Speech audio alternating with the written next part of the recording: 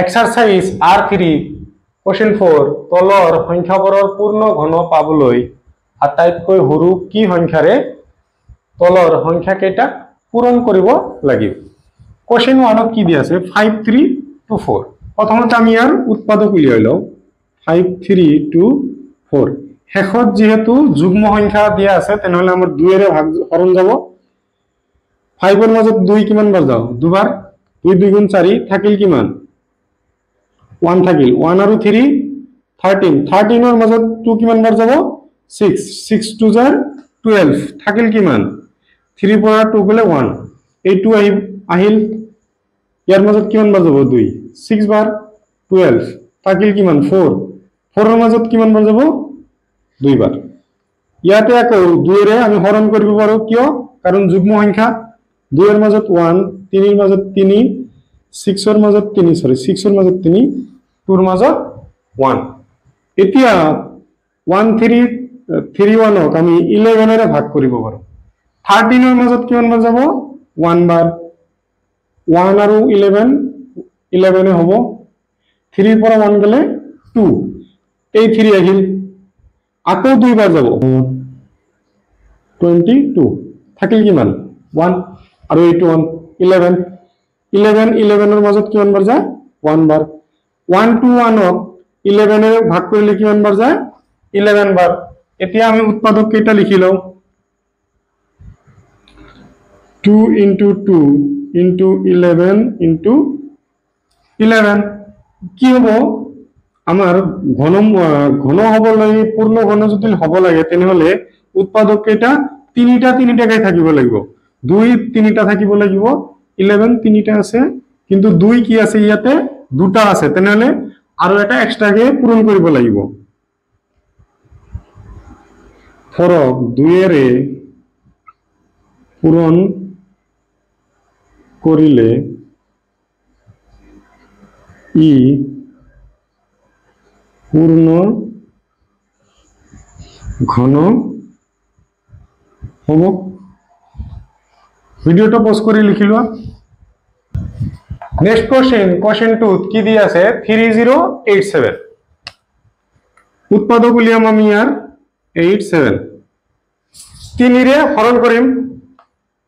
3 3 এৰ মাজত কিমান বাৰ যাব 1 0 এৰ মাজত 0 বাৰ 8 এৰ মাজত কিমান বাৰ যাব 2 বাৰ 2 3 জাৰ 6 থাকিল কিমান 8 এৰ পৰা 6 মাইনাস কৰিলে কি হ'ব 2 হ'ব আৰু থাকিল 7 3 27 এৰ মাজত কিমান বাৰ যাব 9 বাৰ। এতিয়া আকৌ আমি 3 ৰে হৰণ কৰিম 10 এৰ মাজত কিমান যাব 10 এৰ মাজত 3 বাৰ 3 আৰু 3 ইনটু কৰলে 9 হ'ব 10 এৰ পৰা 9 মাইনাস কৰিলে কি হ'ব 1 ইয়াতে আছে 2 বহিল 3 12 এর মাজত কিমান বাৰ যায় 4 বাৰ যাব ইয়াতে আছে কিমান 9 9 এৰ মাজত 3 কিমান বাৰ যাব 3 বাৰ। ইয়াৰ মাজত কিমান ৰে হৰণ কৰিব পাৰি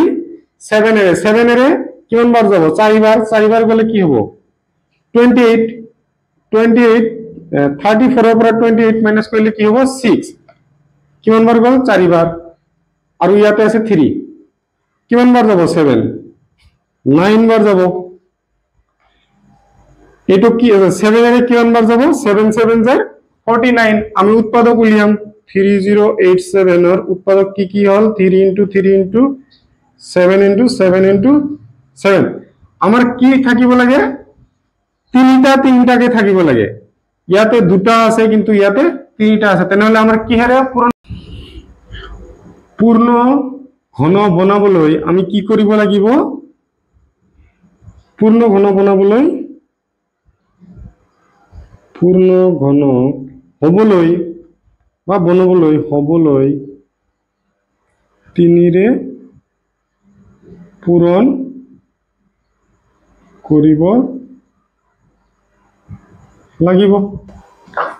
নেক্সট কোশ্চেন 3 কি দি আছে 3125 3125 এৰ আমি উৎপাদক উলিয়াম 5 এৰে হৰণ যাব কিয় শেষত 5 আছে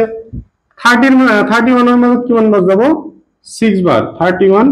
5 6 আর 30 থাকিল কিমান 1 এই 2 তো আহিল 5 12 এর মাজত কিমান বাৰ যাব দুবাৰ কিমান হ'ব 10 থাকিল কিমান 2 আৰু এইটো 5 25 এৰ মাজত 5 বাৰ যাব শেষত যেহেতু 5 আছে তেনেহলে আকৌ 5 এৰে হৰণ যাব 6 এৰ মাজত 1 বাৰ থাকিল কিমান 1 থাকিল এই 2 আহিল 12 এৰ মাজত 5 কিমান বাৰ যায় দুবাৰ যায় 10 থাকিল কিমান 2 আৰু 5 25 এৰ মাজত কিমান যাব 5 5 বাৰ আকৌ আমি 5 এৰে হৰণ কৰিম 12 এৰ মাজত কিমান বাৰ যায় দুবাৰ 12 10 5 into 2 10 হ'ব আমাৰ 2 আহিল ইয়াতে আছিল 5 25 এৰ মাজত কিমান বাৰ যাব 5 বাৰ আকৌ 5 এৰে হৰণ কৰিম 5 বাৰ আমাৰ উৎপাদক কেইটা লিখি লও আমি 5 কেইটা ওলাইছে 5টা তো আমার তিনিটা টাকে থাকিব লাগে ইয়াতে তিনিটা আছে কিন্তু ইয়াতে দুটা আছে বা প্রথম তিনটা তার পিছত দুটা আছে আমার তাহলে আমি কিহেৰে পূৰণ কৰিম 3125 পূৰ্ণ ঘন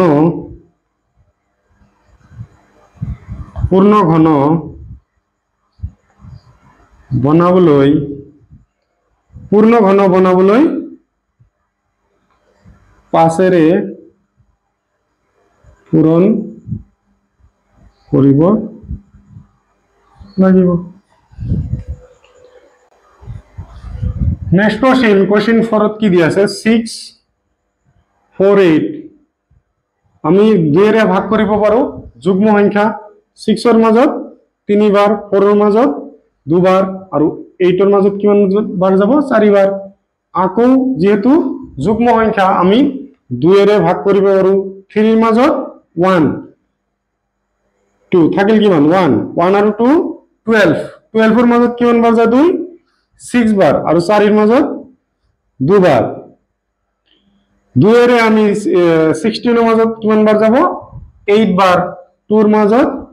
1 বাৰ 3 ৰে 8 এৰ মাজত কিমান বাৰ যাব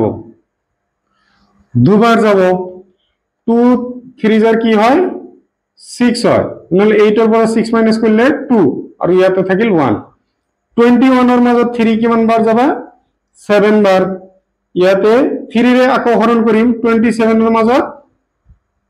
3 9 যাক 27 3 ৰে আকৌ 3 তাই ইয়াতে চোৱা তিনিটা আছে 2 ও তিনিটা আছে 3 অকলে এটা আছে তেনেহলে কি পূরণ কৰিব লাগিব আমাৰ দুটা আৰু 3 ইনটু কৰিব লাগিব মানে 3 into 3 আমাক 9 ইনটু কৰিব লাগিব পূর্ণ ঘন হবলৈ বা বনাবলৈ কি 3 into 3 is equal to 9 9 এৰে পূৰণ কৰিব লাগিব ভিডিওটো পজ কৰি লিখি লোৱা আৰু ভিডিওটো যদি চাই ভাল লাগিছে তেনেহলে এটা লাইক কৰি দিবা আৰু চেনেলটোত নতুন হলে এটা সাবস্ক্ৰাইব কৰি দিবা।